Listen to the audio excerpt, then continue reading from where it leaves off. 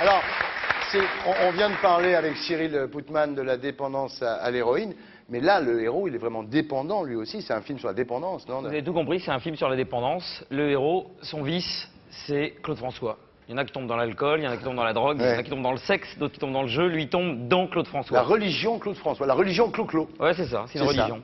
Et il est adepte de cette religion, Exact. et voilà, il est comme ça. Voilà, c'est exactement ça. Donc on ne change pas de sujet, en fait. Non. Sauf que c'est peut-être un petit peu moins dangereux. Une conceptual continuity. Voilà, oui. Alors d'abord, vous avez eu l'idée d'un film, hein, vous êtes allé voir Poulvord en disant je vais faire un film là-dessus, vous avez dit oui, enfin t'es gentil.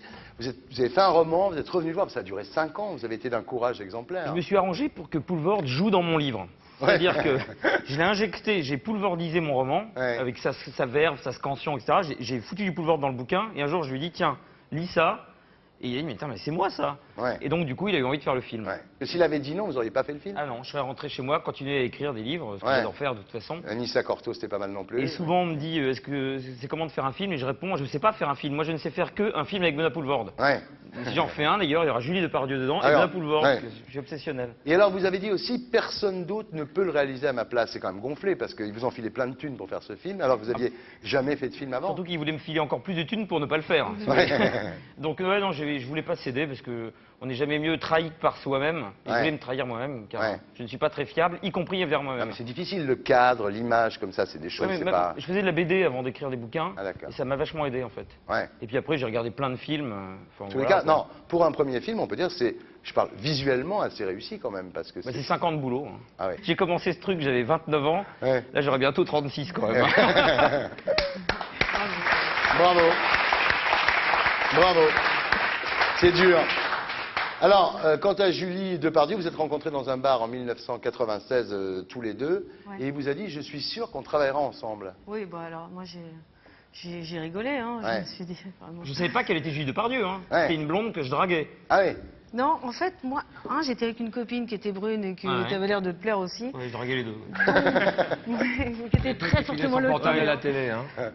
Donc la fille, non, on était toutes les deux et il me dit, j'ai un court-métrage là, avec un hamster, un truc très hystérique, j'avais rien compris. J'avais dit, ouais, bah, écoute, moi je ne suis pas actrice donc ça tombe bien. Donc il drague en disant qu'il fait des cours. Ouais, t'avais un hamster. T'avais un hamster, c'était un peu hystérique. C'est Grand Oral.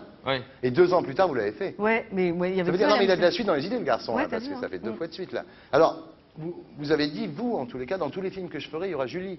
Oui. C'est la meilleure actrice de sa génération. Pour moi, c'est la meilleure actrice de sa génération. Et elle est incroyable parce que quand on arrive sur un tournage, la chose la moins importante pour elle de la journée, c'est le moment où on tourne. Mais apparemment, hein. Mais sa façon de se concentrer, c'est d'en avoir rien à foutre. Elle se fout d'être là. Bah, quand on regarde le truc, on se dit, mais quand on regarde sur le plateau, on dit mais qu'est-ce que c'est que ce truc? Mais ça va jamais marcher. Et quand on voit les rushs, ça marche. On comprend pas pourquoi. Ça c'est assez étonnant. Vous dites, Julie, moi, j'ai pas de proposition à faire sur un plateau, alors que tous les acteurs font des propositions au réal. J'ai pas d'imagination, j'ai pas d'idée. Et j'ai pas de chien, voilà ce que j'ai dit. Ouais, c'est vrai. Oui, on me demande, je fais ce que je peux, et quand on me dit non, ça va pas, alors effectivement, je commence à me remuer un peu là-haut, mais non, je suis pas quelqu'un qui propose beaucoup. Je propose moi, je trouve que c'est déjà ça, vous savez. Hein. Non, mais je sais, vous avez ce côté-là. C'est-à-dire, quand vous étiez petite à l'école, vous m'avez raconté ça une fois. Quand elle avait une copine protestante, elle était protestante, une copine juive, elle était juive, une copine catholique. Ah, Zelig. Ouais, Zelig un peu, oui. Vous dites, j'ai aucune admiration pour les gens qui réussissent, je trouve au contraire beaucoup plus émouvant ceux qui ratent. Oui, j'aime bien les gens qui réussissent, mais ça ne me fait rien. La réussite est la forme la plus subtile de l'échec.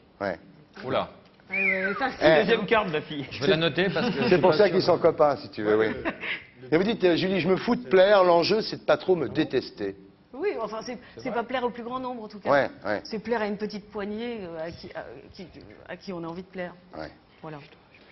Alors, vous voulez pas spécialement être une star, hein, vous dites, mon ambition, c'est... Non, mais ça va, pour l'instant, ça va. Ça va très bien, là. Mon ambition, c'est d'avoir des poules. Oui, mon projet 2004, c'est la poulailler. Aussi, hein. Non, projet 2004, le poulailler. Ah, vous voulez un poulailler? Oui. J'en aurai 3, je sais déjà les prénoms, je sais tout. Elles seront rousses. Et non, c'est mon projet, voilà, c'est avril. Pas d'enfant, vous voulez pas d'enfant? Bon, pas là, enfin là, non. Après?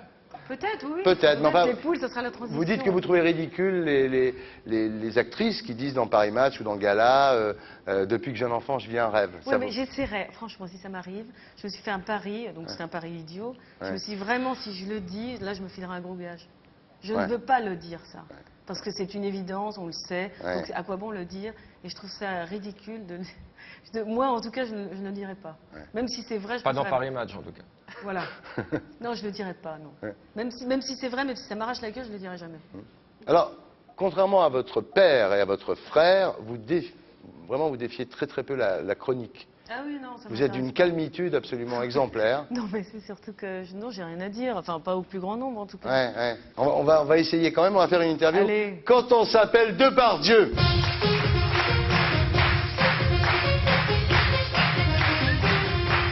Quand on s'appelle Depardieu, est-ce qu'on fait des pattes chaque fois qu'on tombe de vélo? Non. Non. Moi, si je faisais une pub, je ferais pour le ménage. Ah ouais. Parce que le seul truc en lequel je crois, c'est les produits ménagers, je pense. Ah ouais. Quand on s'appelle Depardieu, est-ce qu'on tient bien l'alcool? Ouais. Ouais. C'est de famille. Ouais. Est-ce qu'on fait son vin soi-même? Non, moi, non. Est-ce que quand on s'appelle Depardieu, on investit son argent un peu n'importe comment? Non, mais non. Pas quand on n'en a pas. Ouais. Est-ce qu'on a plus facilement des tables au restaurant? Non, parce qu'on dit pas son nom. On a plus facilement des restaurants? Peut-être. Est-ce qu'on a forcément un drôle de rire quand on s'appelle Depardieu? Non, regardez, le mien est très correct. C'est vrai. Oui. Est-ce que quand on s'appelle Depardieu, on a parfois envie de porter un autre nom? Oh oui. Oui, mais là, c'est un peu tard, là, maintenant. J'aurais dû le faire à 12 ans, comme on m'avait proposé. Ah ouais? Qui avait proposé ça? Bah, mon père. Il voulait que tu t'appelles comment? Oh, Je sais pas, il avait pas proposé, mais il avait dit, ah, je vois que ça te... Mais Julie est une Depart déesse. Ouais. Non,